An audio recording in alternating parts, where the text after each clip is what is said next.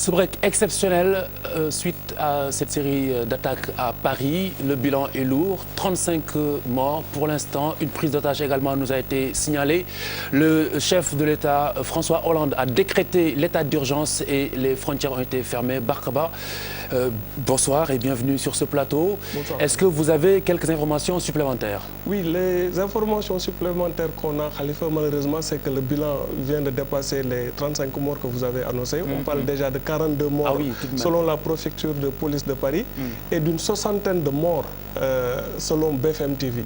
Ce qui donne une idée du carnage qui est en train de se passer. Oui. Mais pour donner une seule idée, à mon avis, de la gravité de ce qui se passe ce soir en France, c'est l'état d'urgence qui est déclenché par le président Hollande. Je pense que quand même c'est un événement exceptionnel. D'aussi loin que remontent mes souvenirs, je pense que depuis la guerre d'Algérie, la France n'avait pas décrété un état d'urgence sur son territoire. Très bien. Et même aussi l'annonce de la fermeture de toutes les frontières montre le caractère très grave de ce qui se passe encore, de ce qui est en train de se passer. Très bien, Barka Ba, donc la série d'attaques a eu lieu au moment où se déroulait ce match amical au Stade de France entre la France, justement, qui recevait l'Allemagne, et le chef d'État a dû être exfiltré. Absolument. Donc ça donne aussi, s'il y avait une échelle dans la gravité, un président qui est obligé d'être exfiltré d'un stade, c'est pas courant qu'on voit ça. Très bien. Ça montre qu'aujourd'hui la France vit un drame et on est monté d'un cran. On avait tous vu lors des attentats de Charlie Hebdo, qui a fait une vingtaine de morts, qu'il y avait déjà une situation exceptionnelle en France, mais là c'est peut-être le triple ou le quintuple qu'on est en train de vivre ce soir. Ça donne une idée de ce qui se passe. Très bien, donc dafa waroon rek ñu junj ko ci nasaraan laata ñu àggali waxtaan wi ndax mbir maa ngi xewee ci tugal ñu ne barka àgg na ma léegi ne lu toll si ñeent fukk ak juróom benn ci ay doomu aadama ñoo faatu te bilan provisoire la maanaam loolu rek la ñu xamandi ci ab lim te it am na lim bu takk boo xamante ne am nañu si ay gaañu-gaañu njiitu réew mi dañ ko mujj jëlee daar ca stade ba ngir laxi ko kon barka nga tënkal ñu li ñu wax léegi ci olof laataa ñuy àggali jàkkaarloo exceptionnel bi ci malheur bi. waaw mooy mbir mi xaw léegi France te ba léegi pareegul ñi ñaa ngi koy xool di topp di ko saytu. mooy que bëri na ñu ci loru bakkan yu ci rot bëri na lool. yaa ngi doon wax sànq lu mat fanweer ak juróom. laa ñu ngi wax juróom benn fukk am na ay télé yu ko commencé wax lu mel ni BFM TV. préfecture police bu Paris moom nee na ñeent fukk ak ñaar déjà lim nañ leen ci ñi nga xam ne seen bakkan rot na ci. waaye lu ñu mën seetlu mooy tey président Hollande. Comme ni nga ko waxee sànq dañ ko évacuer ci stade bi mu nekkoon di seetaan parce que foofu amoon na ay explosion dafa bëri fi nga xam ne ñi ñu jàpp ne ay terroristes lañ tey dañ fa dóor Paris et soo seetloo dafa mel ni dañoo disperser force de l'ordre yi dóor simultanément ci ay bërëb yu bëri loolu moo tax xëñ na bilan bi gën a yéeg dafa mel ni chaque fois que léegi France su amee attentat suñ ko méngalee ak lu xewoon Charlie Hebdo day mel ni bilan bi day gën a yéeg et que attaques yi dafay gën a sophistiqué beneen mbir bu ñu mun seetlu mooy le fait que président Hollande ne tëj na frontières yi décrété état d'urgence loolu nekkul li nga xam ne bëri nañ ko di ko gis France jël nañ sax ay militaires li nga xam ne c'est exceptionnel en France lu mot 200 militaires yóbbu leen renfort pour ñu aider police généralement prise d'otage su amoon France GIGN lañ ciy gis wala waa RAID mais le fait que ñuy jël ay militaires France ñuy intervenir ci théâtre d'opération gën na am depuis guerre d'Algérie loolu mooy wane tey que France li leen dal metti na président Hollande sax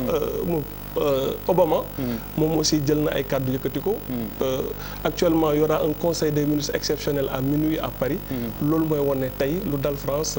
doy na waar trop. Absolument jërëjëf Barka Ba donc ñu dem Paris fekk fa Ibrahima Camara balaa ñuy avancer si waxtaan yi Ibrahima salaamaaleykum. maaleykum salaam Khalifa. alors Ibrahima ndax mën nga ñu am loo ñu yokkal bu fekkente ni am na ci li Barka wax léegi. waaw effectivement mbir mi njaqare ak tiitaange ak jaaxle bu rëy mu am fii ci France Paris plus précisément ndaxte ni ngeen ko waxee mu ngi toll ci ba léegi bilan bi day gën a di yokku chaque minute mu ngi gën di yokku ci côté média bi ak police yëpp waaye li gën a yéeme ci mbir mi mooy jamono bi nga xam ni France mu ngi préparé COP 21 bi naka tey ci suba rek ministre de l'intérieur bu France Cazeneuve mu ngi doon wax ci wàllu kaaraange bi naka la ñuy def ba yokk vigie pirate bi nga xam ni mu ngi nekkoon en cours depuis ba ñu di génne ci attentat Charlie Hebdo yi ba léegi waaye loolu teewul tey ji mbir mi bett encore ñi nga xam ni ñooy ñi yor wàllu kaaraange bi ci Paris rawatina te li gën a yéeme mooy naka la nit ñooñu def ba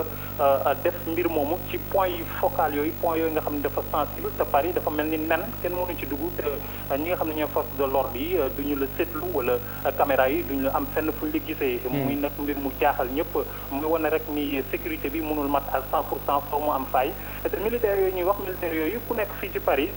di nga xam ne ñu ngi woon déjà sur le terrain parce que gare yoo mën di dem ci yenn points yi sensibles yi Austerlitz gare de Lyon wala gare de l'Est di nga seen militaires yi ñu armé jusqu'aux dents di def ay ronde à chaque fois waaye loolu teewul li nga xam ni mooy jéey bu métti bi am ci Paris tey ci guddi gi am ñu beneen mbir bi ci am nag mooy ñoom policiers yi ba léegi ñu ngi wër xamaguñu ndax ñi def mbir mi lan moo ko waral waaye li ñu gën a jàpp seen xel mooy rek ni attentat terroriste la ni ko Barka Ba waxee sànq conseil des ministres exceptionnel la ñu tàmbale ba mu ñuy jotee ak léegi war na am fukki minute ak ñeent mu ngi wéy ñu ngi xool waaw frontières yi tamit daan nañ koy tëj waaye donte frontières yi ñu ngi woon wax ci mbirum Calais mooy fi nga xam ne moom la migrants yi di duggee di suuf di dugg ci biir Europe mooy ñi nga xam ne ñooy émigré yi bàyyi ko ci yenn zone de guerre yi ak yeneen i réew waaye ba léegi nag ñu ngi xool daal fi mu ne ni France mu ngi ci jaaxle njaqare ak jànge bu rëy alors nga xam ne xaarewuñ ko Ibrahima Kamara est-ce que bi mbir mi amee ba nëgën nii jot ngeen dégg revendication déedéet pour le moment dégguñu revendication ba léegi amagul benn revendication ndaxte ba léegi ñu ngi compter moor yi Khalifa pare guñu compter moor yi sax te itam ñi nga xam ne ñoo def jéey ji xamaguñu leen loolu moo gën a jaxasoo si mbir mi waaye am na ay prise d'otage yu ñu signalé tamit fële ca Bataclan muy boîte de nuit boo xam ni foofu la beneen jéey ji amee ci Paris 11e arrondissement bi nga xam ni soriwul dara tamit ak Charlie Hebdo waaye ñetti attentat yu simultané la yu ñu defandoo ay explosion ak yeneen mbir waaye comme ni ko Barka waxee militaires yi tamit woo nañ leen ngir ñu gën a renforcer sécurité bi yokk loxo ñi nga xam ne ñooy policiers yi li ñu woote nit ñi mooy nañu des seen kër bu kenn génn rawatina ci bërëb yooyu nga xam ni foofu la jéey yi amee waaye ba léegi mbir maa ngi wéy bilan bi di yokku saa su ne ministre yu nekk bilan bi di yokku ci côté médias yi ak ci côté préfecture de police bi mais ñu ngi xaar daal di xool ngir xam fi mbir mi di mujj Khalifa merci beaucoup Ibrahima Kamara donc Ibrahima Kamara dégg ngeen ko mu ngi doon waxee Paris Birima jàkkaarloo exceptionnel li xew Paris dégg nga bilan bi mu ngi gën a yokku la moo ci sa gis-gis. waaw xam nga Khalifa li ma waxoon léegi rek. tey képp koo xam ne jàmm la tax a jóg. doo mën a accepter lu mel ni dem ci àdduna. te aussi loo xam ni bomb la buy dal rek commencé ci États-Unis ci seen ñaari tour ya dem ci bu dee ñi am ñi ëpp doole la ñuy dóor yow mi néew doole di nga tiit. ndax tey ni France mën a gérer kii am ay frontières ak sécurité am Sénégal amul moyen yooyu donc bu yooyu di am ci àdduna bi nga nekk ci nga réew di nga tiit mais aussi ma yaakaar ni aussi man daanaa wax loolu daanaa taxaw di wax ni ma gisee France taxawee ko ci guerru Syrie bi ak ci digganteem ak naar yi ni ñuy genre discours yi seen autorité di am ñuy exposer seen population bi parce que aussi bu la ci kenn nax tey ñaari état am ci àdduna bi état civilisé normal ak ñi nga xam ni ku leen dóor sax ñu dóor la bàyyiwuñu l'islam la ñu gën a Tombouctou bi ñu koy daaneel. ñan lañ doon daaneel. kilifa wàllu yàlla yi fa nekkoon seen imagine nga tey loolu au Sénégal. ay wàllu yàlla yu tëdd ñu leen di vénérer leen di fa ñaan sa soxla ñu ñëw di ko daaneel di toj nga xam ni kon ñooñu xamatuñ sax l'islam ak nangama ñoom genre benn guérilla la bu am ci àdduna bi. donc France aussi waroon na xaar un jour lii dal ko. Charlie Hebdo commencement bi la woon. parce que aussi booy xeex di attaquer Syrie di attaquer yeneen dëkk yi te aussi ñu waxante dëgg rek yàlla tax bu ñu bàyyiwul ni ñuy doxale ci politique bi def ci àdduna bi dootuñu am jàmm. parce que boo xoolee tey Libye xool ni ñu ko def Libye moo toj Mali bañ tojee Libye la armée yi ñëw Mali ñu koy subir Libye dafa nekkoon ci puissance demoon nga Libye boo takkee jabar sax dañ lay jox kër jox la oto jox la ko tey dëkk yi gën a pauvre la ñoo ko toj ñoom dañoo war a bàyyi aussi bu seen réew yi commencé am déficit financier ñu xool benn réew mu am pétrole bu am doole toj ko pour prix day am aussi prix. Bon. Toujours des prix donc mënuñu ñàkk a discuter même en France boo seetloo France 24 wala nangam dañuy discuter dañuy débat ci loolu. Tout à fait. loolu taxul nga ànd ak li am France. li am France ñun ñëpp man de vraiment metti na ma. te tey maag français yi ñu ngi ànd ni leen dale ni mu leen méttee ñu nekk France noonu la méttee. mais dara aussi bu ñëwee ngay borom xel. di nga analyser lii lan moo ko waral. Charles. waaw bon c'est très difficile man mënuma toog fii xaw ma lépp lu ma léegi nii mooy barka lu mu wax wala kii mënuma toog di gën a sori si loolu mais benn affaire moo am la si wàllu si pàcc di daal terrorisme ak lu ñuy dund nii ñaar nga am benn bi mooy maturité dëkk ñun dañ war dem ba toll si maturité France boo gisee militaires yi ñëw du dara dul maturité ak expérience affaire de terrain la parce que yaa ngi devant une situation boo xamante ne tu n'es pas préparé à ça. C'est une situation de guerre. C'est la France qui est en guerre contre le terrorisme. Aujourd'hui, c'est la guerre qui est déclarée contre tout. Léegi nag dañu jël ay postures mais man damay loolu tax damay ne sànq dañuy ñëwaat loo xamante ne pour man booy président Macky Sall lu mu ko wax xam nga dañu ne anticipation mais terrorisme du anticipation rek bu ñu ne tal nga am 30 morts si dans Dakar bi attentat ñaanuñu ko delloo mais après il y a la prise en charge mooy hôpitaux yi mooy comment tu vas réagir par rapport à ça et tout ça et on a vu tout de suite que on a la réaction la plus grave qu'il est c'est de déclarer benn kii d'état d'urgence ba pare tëj frontières yi ça veut dire il est parti à code d'alerte 1 foofu la taxaw teg pays bi en état d'alerte ça veut dire que tous les hôpitaux non seulement de Paris mais ñu ngi xool dans toute la France tous les hôpitaux sont en état ñoom réquisitionnés ñoom ñëpp c'est pour vous dire à quelle enseigne président parfois buy wax benn affaire élément yu muy am moo koy may mu wax loolu. ça veut dire que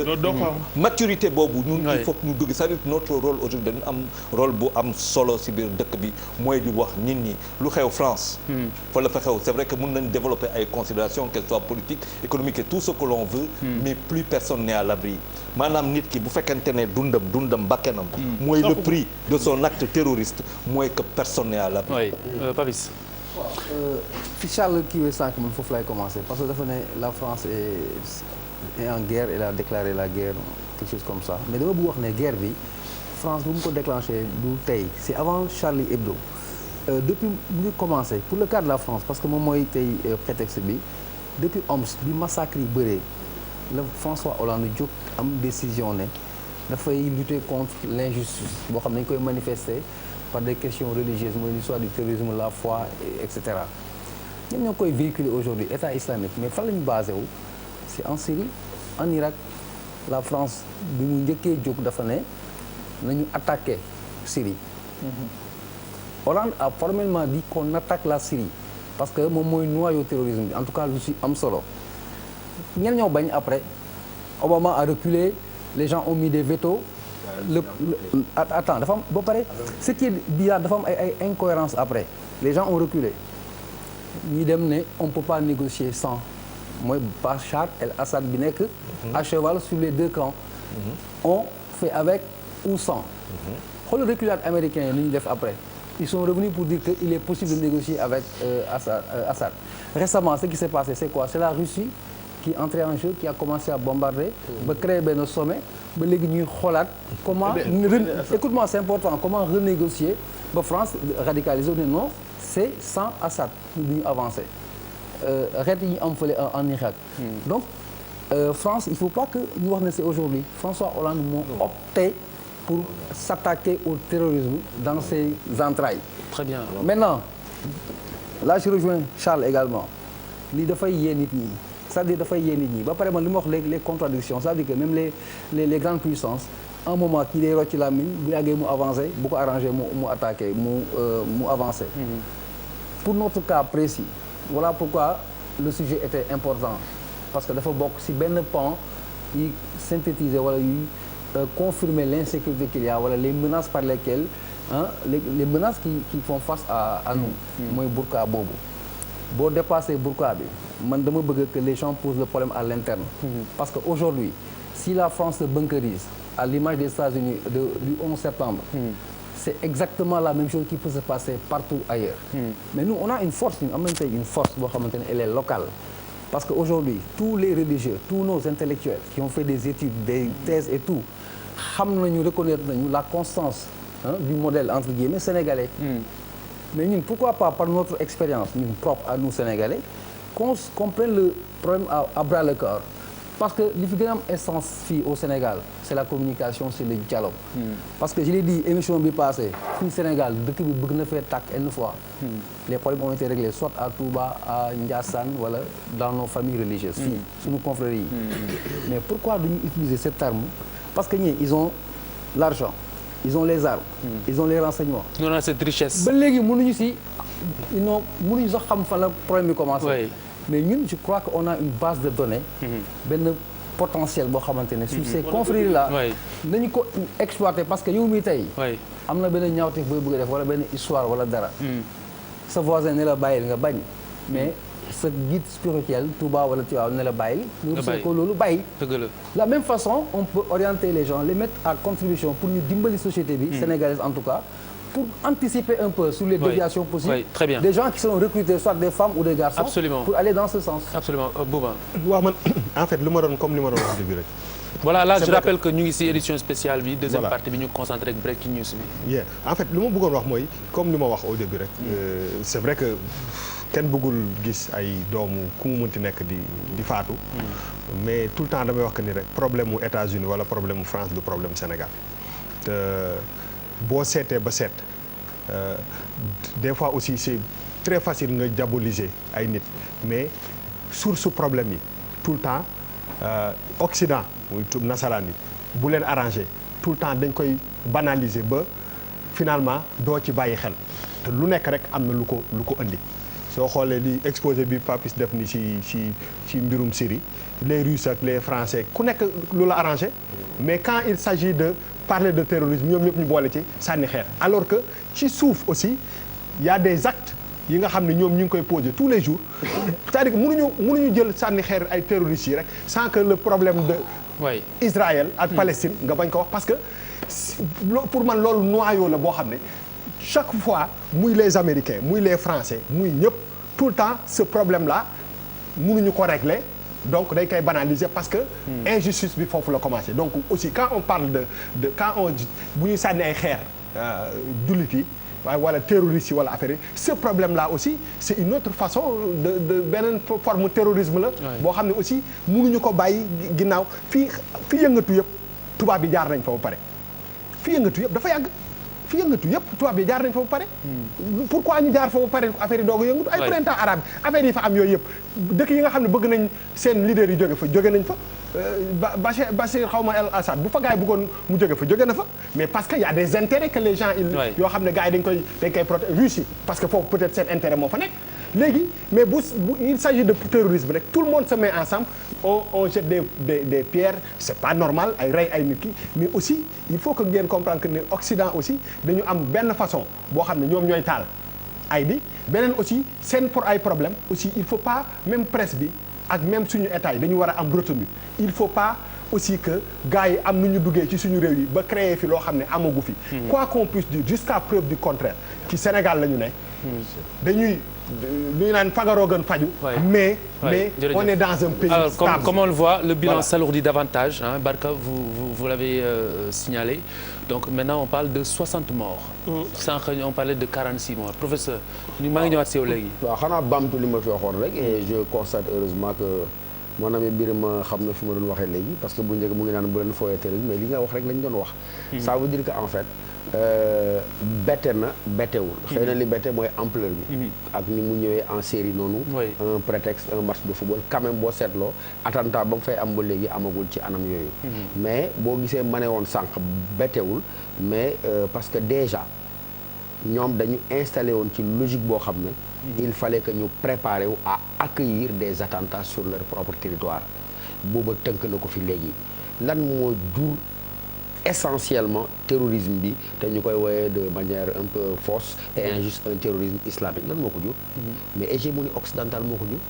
lan moo ko jur le fait que ils ont jamais respecté les cultures d'autrui, le fait que ils se sont arrogé le droit d'être des gendarmes du monde, comme ils l'ont dit dañoo taal fu nekk des foyers de tension ànd ñoom ci seen bopp sax encore une fois ay diabolisation de l'islam. Débat bi ñuy posé fii mooy sur le voile intégral. yaa ngi koy fàttaliku ba mu jibee en France débat boobu finalement lan la jur dañoo dem ba ñoom génn nañ ci affaire bi voile bi l'islam seen bopp nga koy dégg muy génn ci ay analyse ay yoo xam ne ci làmmiñu ay homme politique de haut rang ñu naan du affaire burqa sax mais finalement l'islam ci boppam sax moom moo nekk religion sauvage l'islam ci boppam moo nekk religion boo xam ne ay terroristes lay jur ay nangam donc encore une fois kenn du protéger terroriste parce que lii dañ koy naxarlu France ak Sénégal liens yi kenn du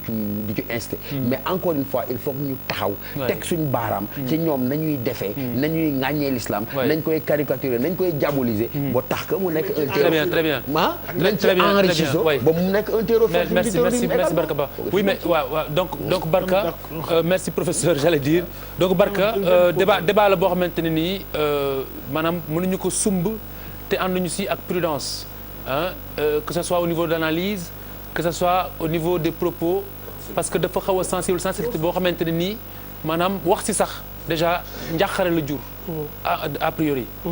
waaw mais loolu warul paralyser nit ñi ba nga xam ne nit ñi duñ ci réfléchir parce que c'est un phénomène très complexe boo xam ne xëy na ñun temps yi ci suñu dëkk bi lañ fi commencé tudd mu commencé jël yenn ampleur yi donte yàlla tere eggagul ci yenn jéye yi prudence bi oui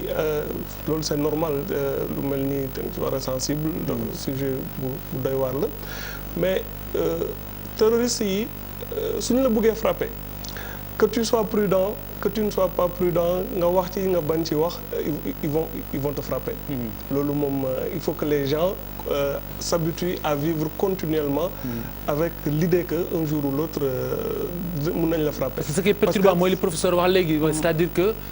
waroon nañu mën a prévoir wala li xewoon tax nañu jëloon seen i matukaay mais malgré tout parce que dafa imprévisible. Et puis je pense que faut pas que ñu amalgamer lépp dëkk bu nekk am nga sa réalité bu bokkul ak beneen bi donte am na lenn lu global lu leen di lié mooy revendication bu ñuy greffer ne revendication islamique la wala ñu ne terrorisme islamique mais le terrorisme c'est d'abord un problème politique terrorisme bi problème politique lay poser d'abord su fekkee affaire Occident la comme lu ñu fi wax nii c'est le désordre du monde là ak l'injustice yuy gis Israël-Palestine ça constitue un terreau fertile pour ñenn ñi mais soo demee feneen am na yeneen revendications yoo xam ne c'est des revendications locales purement endogènes tey Boko Haram ni muy attaqué Nigeria c'est pas directement lié à Israël wala Palestine beneen problématique la boo xam ne ñoom seen biir ñoom ñoo koy dund ñoom ñoo xam lan moo tax ñu dem ba fippoo noonu wala di indi ay réponses yi nga xam ne xëy na ci ay questions endogènes la am na toujours cette lutte contre le modèle occidental oui. Parce que ñoom bu ñu la ne Boko Haram c'est haram l'enseignement occidental c'est haram l'école occidentale c'est haram l'église occidentale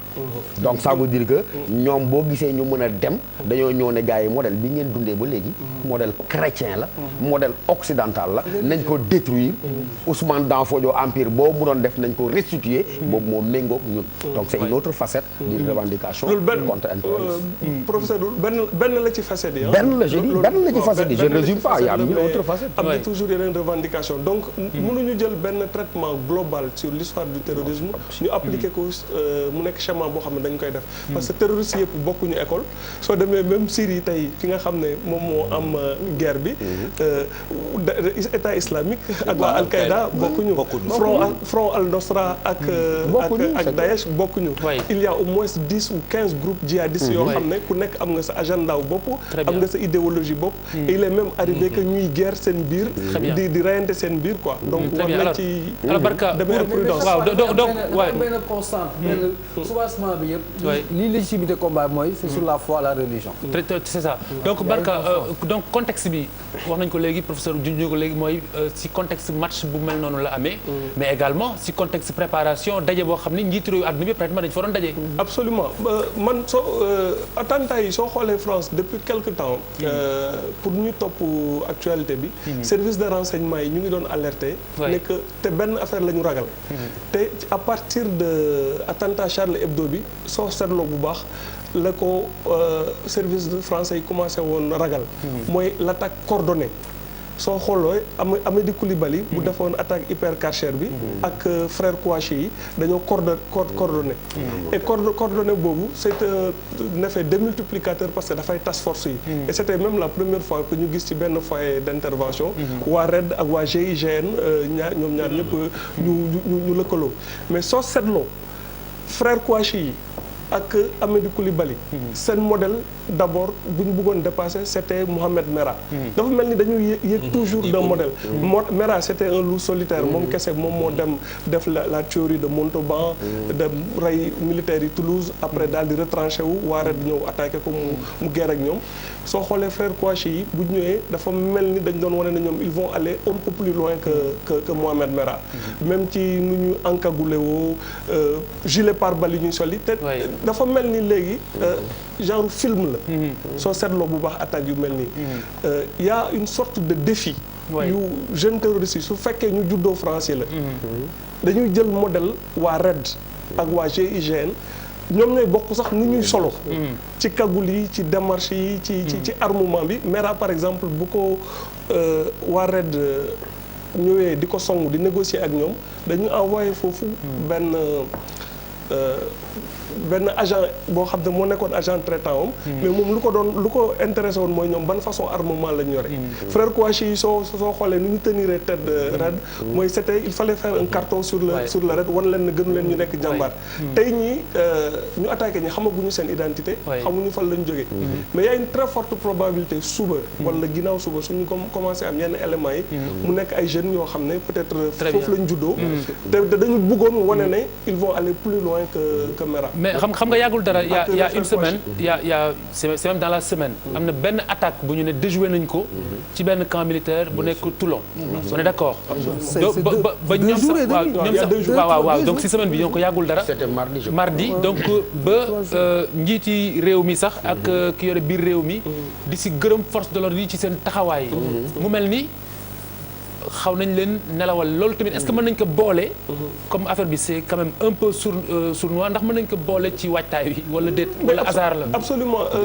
waaw diversion pour nelawal leen service renseignement wu France yi mën nañ jàpp ne bokk nañ ci ñu gën a xarañ ci àdduna bi mais comme tey lii xew nii moom mooy wane ne le risque zéro kenn mënu ci dara ñoom leurs meilleurs experts xam nañ ne li scénario yu mel nii lañ doon ragal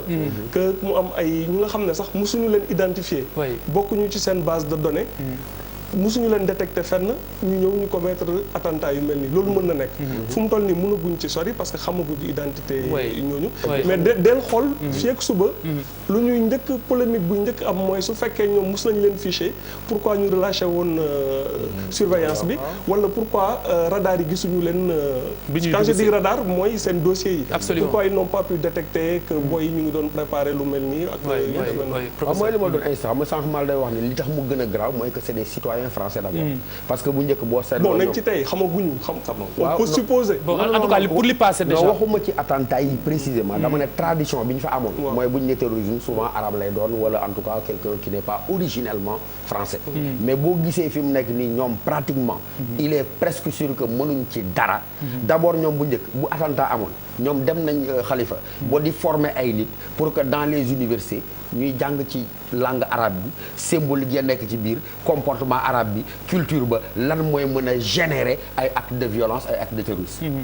ils ont consacré des budgets ils ont consacré du temps ils ont mis beaucoup de moyens avant de se rendre compte finalement ñi récupérer combat bi ce ne sont même plus des arabes ce ne sont même plus des étrangers mais ñoo xam ne ñoom ñoo leen meññal seen bopp moo tax ma lay wax ne au départ prévisible ou pas prévisible c'était sûr que un jour ou l'autre dina am te encore une fois duñ ci mën lu bari pourquoi parce que seen biir lay jógee te duñ ko mën a maîtriser et encore une fois dafa am ay dérapages c'est vrai que mon ami Barka mu ngi nuancé mais on jette un coup d'œil même si c'est pas notre spécialité sa spécialité la sur l'actualité mais boo seetloo seen discours yi laa la wax homme politique man ça m'a frappé à l'époque mooy bi ñu dàqee ndaw si nga xam ne burqa la woon ci biir école bi et cetera mais dañoo dem ba dépassé woon kaawu ndaw soo ba di ŋaññi islam di ko yëkk lu mel ni très bien lu ko ëpp sax. très bien professeur merci beaucoup alors en ligne ñu ngi amee général El Hadj Alioune Samba di général à la retraite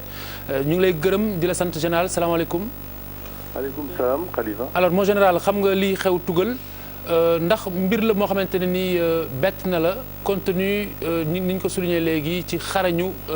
waa tugal ak seen mbirum karange. non dégg nañ ko bett ju ndaxte fan yii yëpp ak ay bés yi yëpp ñu ngi ciy wax ju bare. dëkk yëpp ñu ngi ciy fagaru. dëkk yëpp ñu ngi ci jël seeni pexe seeni man-man pour mu bañ leen dal. donc bu dalee France tey lu mënoon nekk la ak lu ñu fagaru lii am na. léegi dañuy fexe ba dootul amaat wala du law. mais lu mën am la. très bien fu nekk nag. alors li ñu gis mooy tugal donc bu njëkkoon alkaati yi ñoom ñoo yore lépp lu jëm ci wàllu karange gi dem nañ ba si biir ñu gis ne da ngay doxantu ci gare bi di jëli train wala ngay dem aéroport di daje ak ay soldats nëga ni tey owaat nañu armée bi pour ñu ñëw ngir à la rescousse ngir jàppale leen ndax yaakaar nga ni xëy na loolu du luy xaw a méngoo tuuti ak médecin après la mort ndax du lu ñu waroon gën a jiital auparavant. non du médecin après la mort. loolu du mos a am la te yow sax daa nga jaar Paris. te dara xewul nga gis aéroport soldats yi nekk ci aéroport bi. mooy seen plan Vigipirate ñoom dañu am. c'est ça plan. pour moytu mbir yu mel nii mais affaire kaaraange affaire terrorisme dafa doy waar. loo fagaru mun loo assuré ne. jël nga sa. kattan yëpp ko. oui. loolu moo tax lii bi mu amee am na alors en tant que général il est clair que mën nga jiite say troupes tracer ses stratégies mais ci front mais front boo xamante ne nii finalement fépp la. front boo xamante ni fépp la ennemi boo xamante ni n'importe qui la loolu nan la si armée mën a indee saafara enfin ci yenn anam. mais non fii du front du question. non li ma bëgg expliquer mooy par exemple bu fekkente ni yow dañ la jox ay troupes. nga yóbbu leen au front. bis boo demee ci front bi. di nga xam nooy tege sa stratégie parce que xam nga ni diw ngay janool. te diw aussi ŋàbb na ay soldaaram xammee nga leen même ne serait-ce que de par li ñuy sol mais tey ennemis yooyu ñuy woowee terroristes yi mën na nekk n'importe qui te front bi mën na nekk n'importe quand loolu laa bëgg expliquer. waaw li nga wax dëgg la xare yi bokkuñu. xare soldat ak soldat armée ak armée. yooyu dafa am nu muy demee ñëpp xam nañu ni muy demee mais wute na ak xare bu doon ay soldats wala ay alkaati yi kon ay terroristes. terroriste lu ko neex def fu ko neex lu ko neex mel. lu ko neex mel fu ko neex def li muy def amul dara lu mu ci xalaat kooku beneen façon xare la. très bien donc bon au niveau du Sénégal pour terminer yan matukaay nga yaakaar ni war nañ ko mën a jël ci fàggu bi nga xamante ni sumb nañu ko. waaw yaakaar naa ne ministère de l'Intérieur ministère des Forces armées duñu dañ di jël seeni disposition pour Sénégal taxaw ci kaaraange ñu nañ ci boole aussi Sénégal yëpp ku nekk. xam li la war ci dëkk bi ku nekk aussi fagaru taxaw tem war a dimbali soldats yi ak policiers yi ak gendarmerie yi boo gisee lu la jaaxal loo xamul ci dëkk bi nga wax alkaati yi njor kaaraange bi li ñu war def ñoom dana fekk ñoom am na ay dispositions yu ñu jël maanaam li nga leen di andil dana leen yokk pour ñu mën a def seen liggéey ne mu gën. très bien merci beaucoup mon général. merci Khalifa. jërëjëf général El Hadj Alioune Badara Samba doon ñu indil ay leeral ci li xew alors Barka Ba si li mu terminé laa lay relancer ndax xëy na war nañ mën a am plan Vigipirate. waaw normalement moom même su fekkoon amul alerte terroriste dëkk moom sa kaaraange da nga ko war a sàmm. soo xoolee lu xew ci àdduna bi xam ne léegi sécurité donnée essentielle la fépp. même dëkk yi nga xam ne sax musuñu fa identifier ay menaces terroristes. dëkk moom premier devoir u État c'est d'assurer la sécurité des personnes et des biens. maintenant loolu li nga wax ni war nañ ci taxaw seetlu. mooy lépp lu ñu doon def benn ci kaaraange war nañ ko def fukk wala gën ko multiplier parce que lu xew ci yeneen dëkk yi mun nañoo bañ a bàyyi yàlla tere nag yàllaa ngi ciy def sutura boobu ba léegi nii mais ceinture bi jege nañu trop et te ceinture bi c'est une ceinture de feu te dafa am ay affaires yoo xam ne xëñ na bombe yu clategul la mais bombe sociale la soo seetloo temps yële na le y a à peu près 4 morts. Il y a eu 700 morts ci naufrage dans la Méditerranée. man benn fait boo ma ci frappé woon. ci 700 morts yooyu amoon na à peu près une vingtaine de gosses ñoo xam ne dañ ci ñàkk seen bakkan ñoom ñëpp Tamba lañ bàyyeekoo. alors ça m'avait un peu frappé ma ne pourquoi Tamba paie un tribut aussi lourd. ma dem jël caméraman TFM ñu dem dugg ci àll bi. dem nañ ba 12 kilomètres frontière Gambie.